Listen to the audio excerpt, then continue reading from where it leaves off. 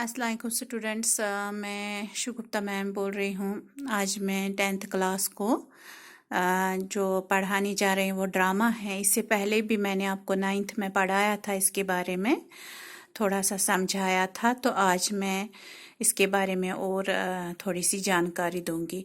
तो ड्रामा जो है ड्रामा का लफ्ज़ी माना जो है उसका मतलब है करके दिखाई हुई चीज़ हो, जो हम प्रैक्टिकली दिखाते हैं, जिसको अमल कहते हैं।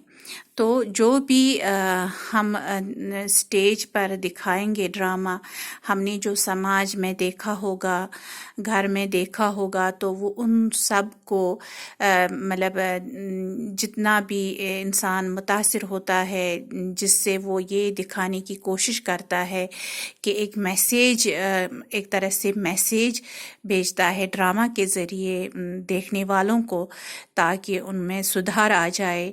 चाहे वो दहेज पर हो, चाहे वो पढ़ाई के मुतल्लिक हो, कोई अनपढ़ होता है उसके लिए मैसेज, या आपस में अच्छी तरह से पेश आने को।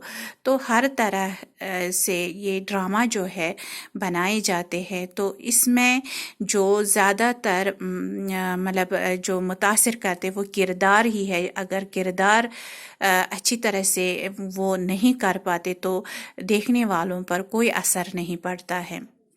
इसीलिए यहाँ पर अमल का पूरा दखल होता है। तो फिर ये ड्रामा जो है एक यूनानी लफ्ज़ है, यूनानी लफ्ज़ से निकला है, ड्राव जिसको बोलते हैं, उसी में से ये ड्रामा निकला है। फिर कहते हैं किसी किस्से या वाक़े को किरदारों के ज़रिए तमाशाइयों के बीच या रूबरू से अमलन पेश करके करने को कहते हैं। यानी कि कोई भी किस्सा, कोई भी वाक़ा हो, कोई भी कहानी हो, वो हम कैसे तमाशाइयों देखने वालों को दिखाएंगे किरदारों के ज़रिए। किरदार ही सबसे अहम इसमें होते हैं पार्ट, कि जिस तरह किरदार जो है वो कैसे पेश करते हैं, वो ड्रामा, वो वाक़ा, वो किस्सा कहानी, वो रूबरू जो आमने सामने होते हैं देखने वाले तमाशाई, तो वो अमलन यानी कि वो अमलन कैसे वो पेश करते हैं, खुद वो एक्शन करते हैं, खुद वो बोलते हैं। तो इस तरह से लोगों को भी, देखने वालों को समझ में आता है। तो स्टेज इसमें मस्ट है। स्टेज पर दिखाए जाने वाले ड्रामे जो है उसके लिए ऐसे चीज़ों का होना ज़रूरी है जो हम उधर दिखा सकते हैं। ऐसी चीज़ें नहीं रखी जाएंगी उस पर जो नहीं दिखा सकते हैं।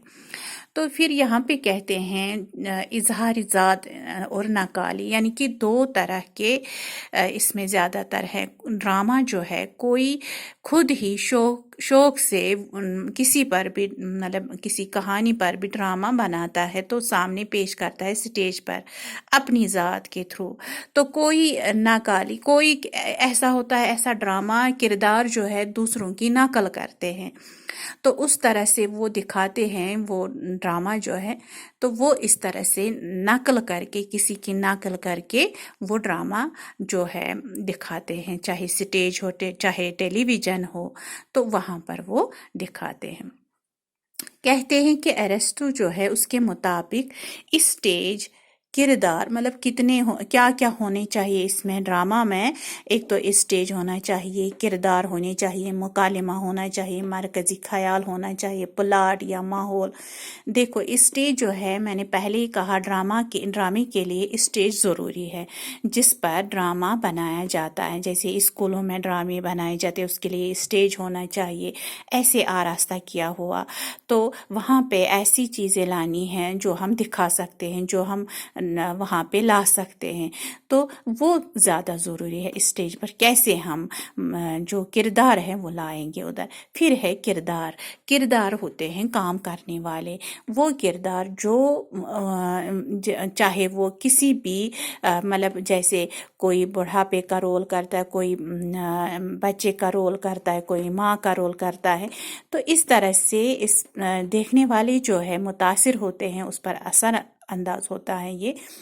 تو وہ کردار اور ایسے ہونے چاہیے کہ وہ کرنے چاہیے، جو بھی ان کو دیا جاتا ہے رول وہ اس طرح کرنے چاہیے کہ تاکہ مطلب جیسے سچ مچ لگے نہیں یہ وہ کردار وہ رول ادا کر رہے ہیں۔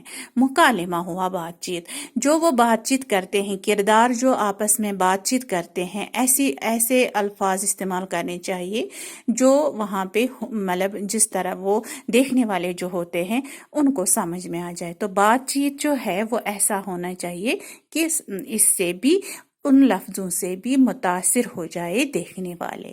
مرکزی خیال جو ہے مطلب اصل موضوع کیا ہوتا ہے، اس میں کس پر روشنی ڈالی گئی، کس پر ڈرامہ بنایا گیا ہے۔ جیسے میں نے ابھی کہا دہیج مطلب لینا اور دینا مطلب کتنا غلط ہے، اس پر دہیج پر بنائے جائیں گے ڈرامہ، تو وہ مرکزی خیال وہی ہوتا ہے۔ اور دوسرا یہ بھی ہم کہہ سکتے ہیں جیسے بچہ نہیں پڑھتا ہے تو اس کو ایسے ڈرامہ بناتے ہیں جس سے اس بچے کی کارکردگی دکھاتے ہیں، کیسے وہ دور رہتا ہے پڑھائی سے، تو اس پر وہ کن مشکلاتوں کا سامنا اس کو کرنا پڑتا ہے۔ تو اس طرح سے یہاں پہ دکھایا جاتا ہے کہ کس پر بنایا گیا ہے ڈرامہ۔ پھر ہے پلاٹ کہتے ہیں قصے کو، کہانی کو۔ پلاٹ کیا ہے، کہانی کیا ہے اس میں، یا ماحول کیسا ہونا چاہیے وہاں پر، کس طرح کا ماحول ہونا چاہیے جو ڈرامہ بنایا جاتا ہے۔ تو ارسطو جو ہے وہ کہتے ہیں یہ انسانی افعال کی نقل ہے نا، سچ میں ہے کہ جیسے کوئی نقل کرتا ہے، دیکھو کسی کو بڑھاپے کا رول دیں گے، وہ نہیں بڑھاپے کا ایک طرح سے نقل کرتا ہے، کسی کو بچے کا رول، تو بچہ بھی نقل کرتا ہے کس طرح سے وہ ایسے مطلب اوصاف اپنے میں لاتا ہے کہ سچ میں لگتا ہے۔ جو تماشائی ہوتے ہیں وہ دیکھتے ہیں تو وہ متاثر ہوتے ہیں، ان کو لگتا ہے سچ میں یہ بڑھاپے کا ہی رول ادا کرتا ہے۔ یہ کرداروں پر ہے سارا ڈیپینڈ۔ تو جس طرح کردار یہ رول ادا کریں گے، جس طرح ڈرامے میں وہ کام کرتے ہیں، وہ ہونے چاہیے ویسے کہ وہ اس حساب سے وہ ڈرامے بناتے ہیں۔